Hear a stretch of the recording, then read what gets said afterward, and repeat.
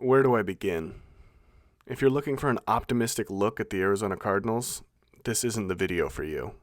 First off, let me say, I've written this script time and time again, but a constant stream of new information keeps making headlines about this cursed franchise, leading me to rewrite after rewrite to constantly update and weather this never-ending shitstorm of bad PR. But here we finally are. It's the start of a new league year, and it's the perfect time to start the first annual State of the Nest address for the Arizona Cardinals going into the 2023 new league year. Plus, I'm done editing this script. The dust has settled on the 2022 season, and the Chiefs have won their second Super Bowl in the Patrick Mahomes era, and their second game in State Farm Stadium this season, which is one more than the Cardinals had. Pathetic, I know. That kind of incompetence led to me getting my wish. We fired Cliff. Couple years too late if you ask me, but better late than never. The damage he and Keim did to this franchise is done, and we will feel the ramifications of this nepotism for a long, long time. I think this clip is a nice representation of the Cliff tenure.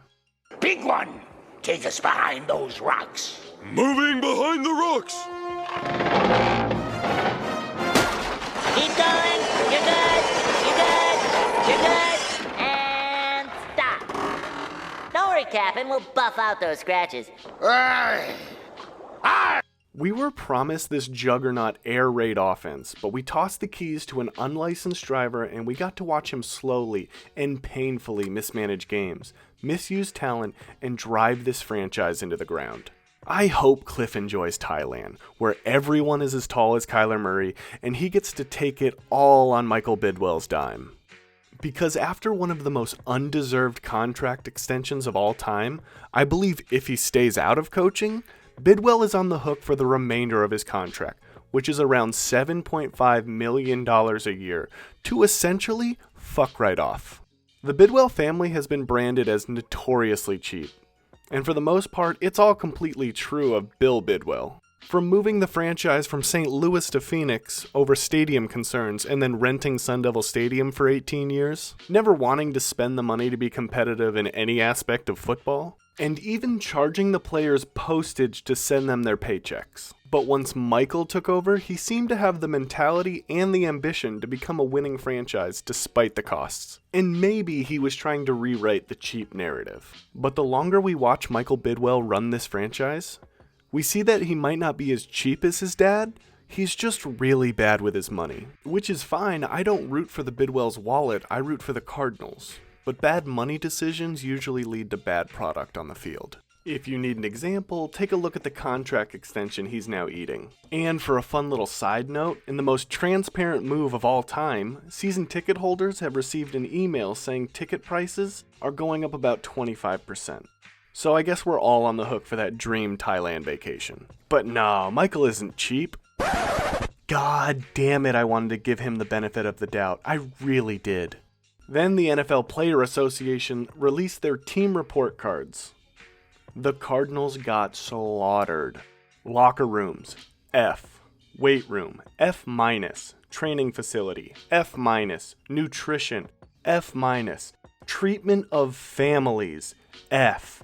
Literally just be nice and reasonably accommodating to the families who make you millions of dollars every year. The timing of this report card could not be any worse for the Cardinals. We're about to head into the draft and free agency, and now this franchise has to don this scarlet letter, warding off any top talent that was maybe even considering jumping on this already sinking ship. Huh? What the hell? How do you like it? Huh? How do you like it? Peter, what in God's name is this? Wait a minute, are these pieces of Stewie's crib? I hate it here. It's embarrassing, and it's a direct reflection of Michael Bidwell and his leadership, who, from the time of this fourth script rewrite, has been very, very silent on this report card. I mean, being the only team in the NFL that charges players for their meals in team facilities, come on. I guess the apple doesn't fall too far from the tree. But on a positive side, this organization folds very quickly to negative press. Let's move on.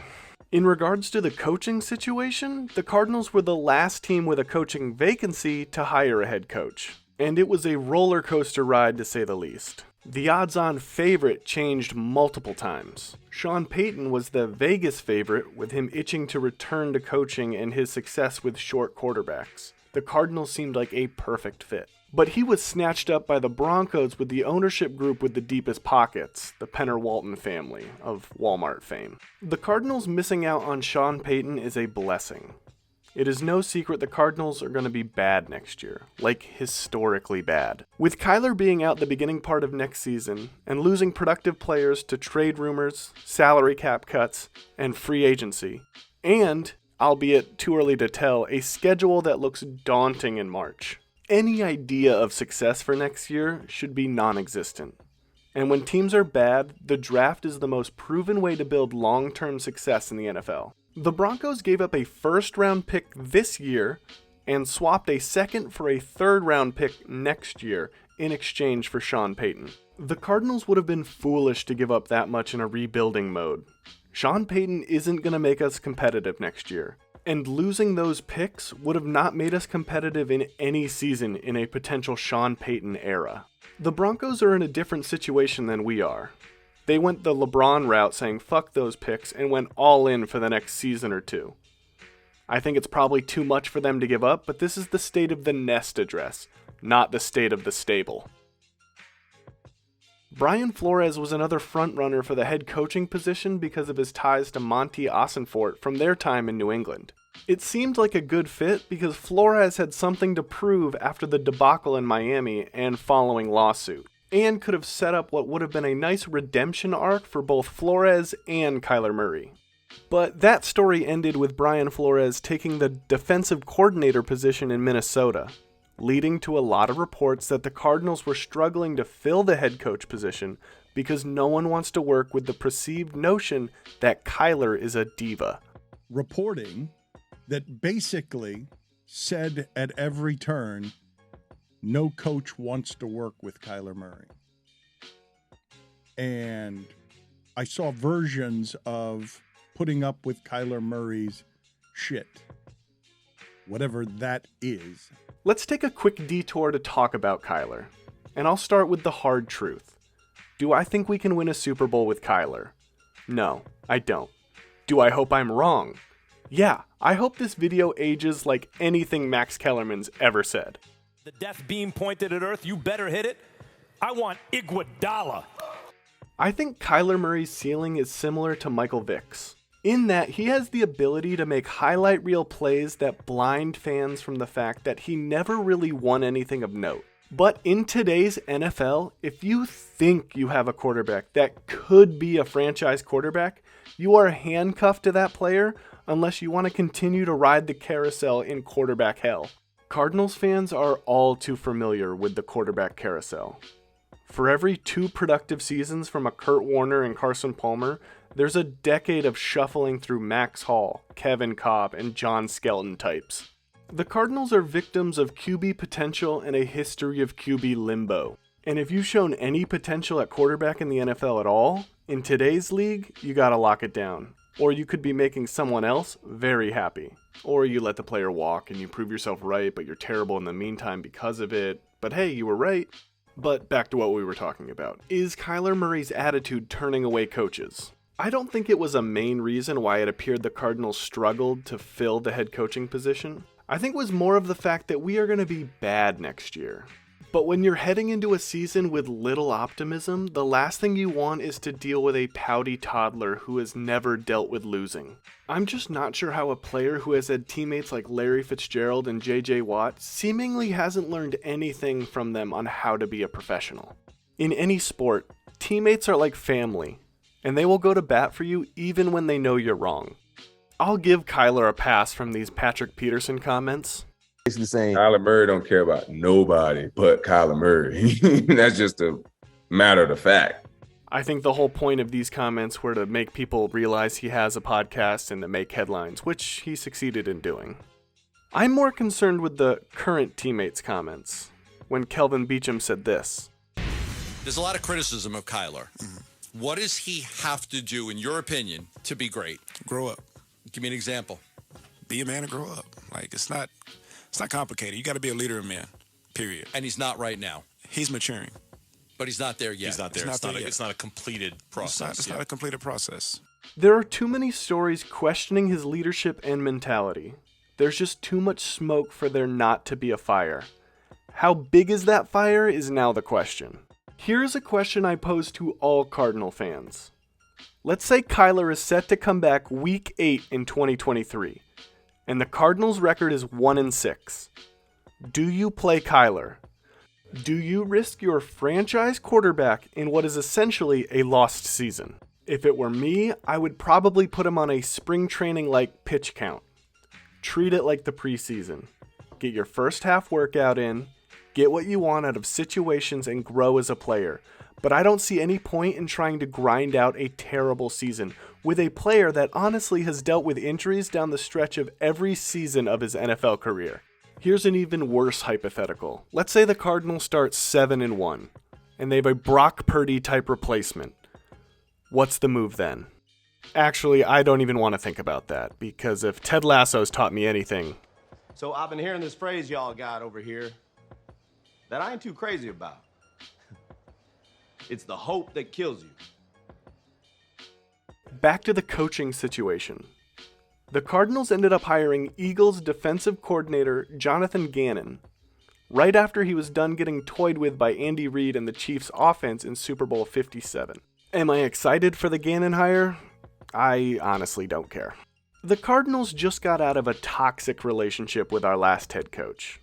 And since we can't just be single and work on ourselves for a while, this kind of just feels like the next person you date. You go into it with zero expectations. Is this the person I'm going to marry? Probably not. Am I open to be pleasantly surprised? Sure. I'm just glad this guy has relevant experience and isn't some college dropout.